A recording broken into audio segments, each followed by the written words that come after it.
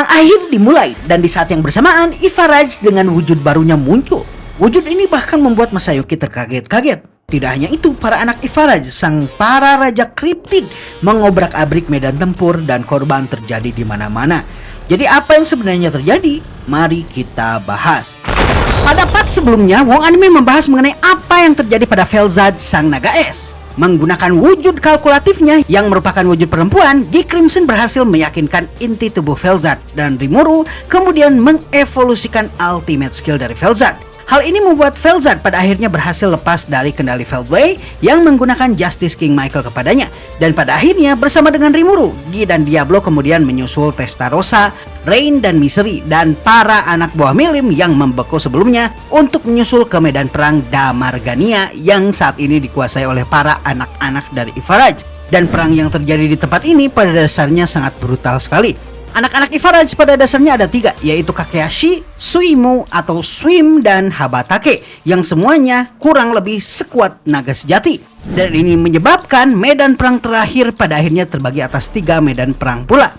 Seperti yang kita ketahui di volume 22, sebelum mereka dinamai, anak-anak Ifaraj diperkirakan setara dengan Zelanus ketika bicara kekuatan. Dengan kata lain, mereka setidaknya setara dengan naga sejati di puncak kekuatan mereka.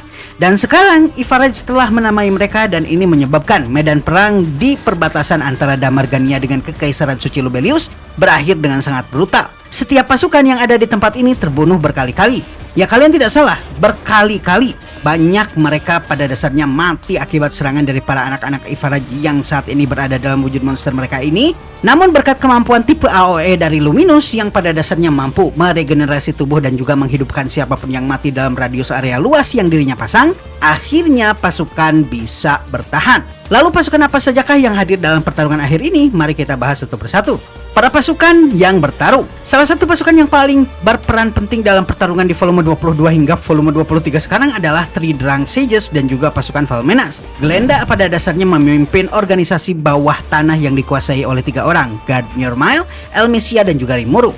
Dalam peperangan ini, Glenda pada dasarnya memimpin pasukan dari organisasi bawah ini dan dirinya kemudian bertemu dengan bekas rekannya yang sekarang menjadi kesatria Valmenas, yaitu Grigori dan juga Sare. Dan kita bisa melihat kalau baik itu Sare dan Grigori berhasil mengkunci 3 monster anak-anak Ifaraj ini menggunakan barir yang sama yang dulu Valmenas gunakan untuk menghabisi Tempest. Dengan kata lain, kombinasi antara non-magic area yang Mioran pakai dengan Holy Barrier yang dipakai dulu untuk membantai para penduduk ibu kota Rimuru. Sekarang kedua barir ini digunakan untuk niat yang benar, yaitu untuk menjaga dunia dari kehancuran. Dalam pertarungan ini terlihat jelas Glenda telah mati beberapa kali dan sekarang dia bahkan kehilangan tangannya dalam pertarungan ini. Hal ini terjadi dikarenakan salah satu anak Ifaraj yang paling merepotkan di antara semuanya, yaitu Kakeashi. Monster tidak berakal berkaki 4, namun dengan energi yang sangat kuat ini sekarang telah dinamai dan menjadi lebih kuat dari sebelumnya. Di sisi lain, burung kriptid Raja Monster Habataki ditakuti di medan tempur dikarenakan kemampuannya untuk terus berteleportasi secara luas. Hal ini menyebabkannya sangat berbahaya. Holy Barrier pada dasarnya hampir bisa menyegel pergerakannya, namun pergerakannya sangat lincah. Barulah setelah Kurakimai yang sebelumnya ada di medan tempur Labirin Tempest bergabung di dalam pertempuran ini, maka gerakan Habataki hampir bisa disegel total. Menggunakan ultimate skillnya Star Realm King Teramater, Mai berhasil mengacaukan titik pendaratan teleportasi dari Habataki. Mengingat kemampuan Teramater ada di manipulasi titik koordinat dan posisi juga tempat di dunia spasial, dengan memanipulasi informasi titik pendaratan Habataki, sekarang tidak hanya burung raksasa ini tidak bisa bergerak bebas dikarenakan Holy Barrier yang dipasang oleh Sare dan Grigori, dirinya juga tidak lagi bisa berteleportasi yang pada dasarnya menyebabkan banyak pasukan dari aliansi ini terbunuh. Mai pada dasarnya hampir-hampir berjuang sendiri dalam pertempuran ini, dan ultimate skillnya ini berhasil membuat Habataki lumayan kerepotan. Meskipun begitu, Habataki ini masih memiliki jumlah magic kill dan energi sebesar naga sejati, dan karenanya Mai juga sama kerepotannya. Namun tidak lama kemudian bantuan muncul. Atasannya saat masih di Kekaisaran Timur, siapa lagi kalau bukan Yuki Kagurazaka muncul. Bersama dengan para aliansi badut lainnya yaitu Teare, Kagali, dan Laplace, mereka kemudian membantu Mai, tapi dirinya bisa melihat bulu-bulu Habataki terbuat dari logam kelas Dewa Hihirokani. Dan lebih menyeramkan lagi ketika Habataki kemudian berubah wujud ke bentuk manusianya, Karena ini berarti Habataki sekarang tidak lagi memiliki kecerdasan setara monster tak berakal. Sekarang Habataki ada dalam wujud manusianya ini berarti dirinya memiliki kecerdasan setara dengan manusia atau bahkan melebihi itu. Dari dalam dirinya, Maria, manas milik Yuki, berkali-kali memperingatkan kepada Yuki mengenai betapa berbahayanya burung kriptid bawahan dari Ivaraj ini. Di sisi lain, Elmesia dan juga Sylvia mengikuti Yuki dari belakang. Elmesia terutama ingin melihat ayahnya Laplace beraksi. Ayah yang sering kisah kepahlawanannya diceritakan oleh ibunya sejak dirinya masih kecil. Dan seperti yang kita tahu, Laplace memiliki identitas rahasia lainnya, yaitu dirinya adalah Sarion Grimwald. Yuki kemudian terlihat menyusun rencana untuk melawan Habataki bersama dengan Mai dan juga para aliansi badut lainnya. Namun di antara semua yang berkumpul, Laplace adalah yang terlihat paling ketakutan. Hal ini tentu saja membuat Elmesia yang sering diceritakan mengenai kepahlawanan dari Sarion Grimwald, pahlawan para bangsa elf tersebut, melihat ayahnya sendiri dengan memicingkan mata karena kisah ibunya seperti tidak tercerminkan melalui kepribadian ayahnya di hadapannya yang justru kelihatan seperti seorang pengecut. Sementara itu, di jeda waktu yang tidak lama, Masayuki melihat seseorang yang sangat mirip adiknya Lucia saat dirinya masih menjadi Rudra di medan tempur yang sama. Luminos bahkan melihat sosok tersebut dan menganggap kalau sosok tersebut seperti sosok Milim yang telah dewasa. Dirinya pun bertanya-tanya, apakah itu adalah sosok Ivaraj di hadapannya. Beberapa saat setelah Yuki merancang rencana, mereka pun satu persatu mengeluarkan kekuatannya. Laplace dan Tier masing-masing mengeluarkan bola-bola energi. Kagali alias Kazariam kemudian mengeluarkan bom kutukan. Di sisi lain, Adalman yang telah berada dalam wujud manusianya dan juga Gadra juga ikut membantu.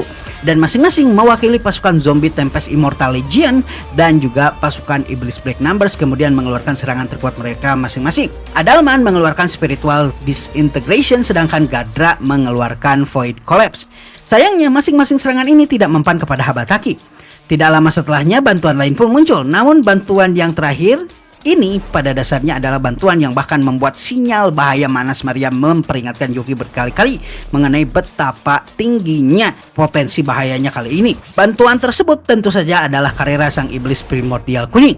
Yuki pun menyadari kalau gadis berambut keemasan yang ada di hadapannya ini adalah gadis yang benar-benar mesti ditakuti. Dan Yuki juga menyadari kalau dari perkataannya Karera yang mengatakan kalau dirinya akan melakukan apapun yang dirinya mau, Yuki mengerti kalau Karera tidak tahu cara untuk bekerja sama atau berada di bawah perintah. Dalam hati, Yuki merasa sangat kagum kepada Rimuru yang mampu menaklukkan iblis yang merupakan personifikasi dari chaos atau kekacauan yang ada di hadapannya ini. Tidak lama Karera kemudian memanggil Angera yang telah ada di medan tempur sebelumnya dan kemudian merubahnya menjadi pedang.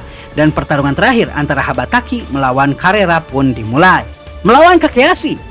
Di sisi lain, Gregory, Sari, dan juga Glenda saat ini melawan Kakeashi, raja binatang buas kriptid yang memiliki bentuk seperti hewan mamalia berkaki 4. Seperti yang Wong Anime katakan sebelumnya, Glenda sudah mati beberapa kali dalam pertarungan ini, dan ini terjadi dikarenakan cakaran dari Kakeashi ini. Hingga sekarang, terlihat jelas kalau Glenda putus salah satu tangannya. Gregory yang kita tahu trauma karena sebelumnya dirinya dikunyah oleh Rangga berhadapan dengan cakaran raksasa dari Kakeashi yang saat ini menerjangnya. Gregory kemudian menggunakan steel body atau tubuh baja untuk memperkuat tubuhnya, namun dirinya sadar kalau dirinya pasti akan terbunuh dalam pertempuran ini karena kemampuan steel body tersebut tidak cukup untuk menghentikan cengkraman kuku tajam dari Kakeashi. Hingga kemudian sekelebat bayangan hitam muncul. Bayangan tersebut adalah Gobta yang saat ini sedang menaiki tubuh dari Rangga. Dari jauh baik itu Rangga dan Gobta melihat pertarungan melawan Kakeashi ini dalam bayangan hingga kemudian Gregory berada dalam resiko bahaya. Kumara juga kemudian menyusul ikut membantu mereka. Dalam pertempuran ini Kakeashi tidak bertarung sendirian. Dirinya bertarung dengan makhluk kriptid lainnya yaitu suku binatang buas Eidolon yang masing-masing memiliki kekuatan setara benih Raja Iblis. Namun para anak buah Gobta yaitu para pasukan goblin berhasil mengatasi mereka. Setelahnya Kumara kemudian memanggil ke-8 ekornya dan bersama dengan Gobta dan juga Rangga kemudian berhadapan dengan sang Kakeashi. Sion juga kemudian ikut membantu dan bertarung melawan sang Kakeashi, namun sang Kakeashi sendiri sangat susah untuk dikalahkan.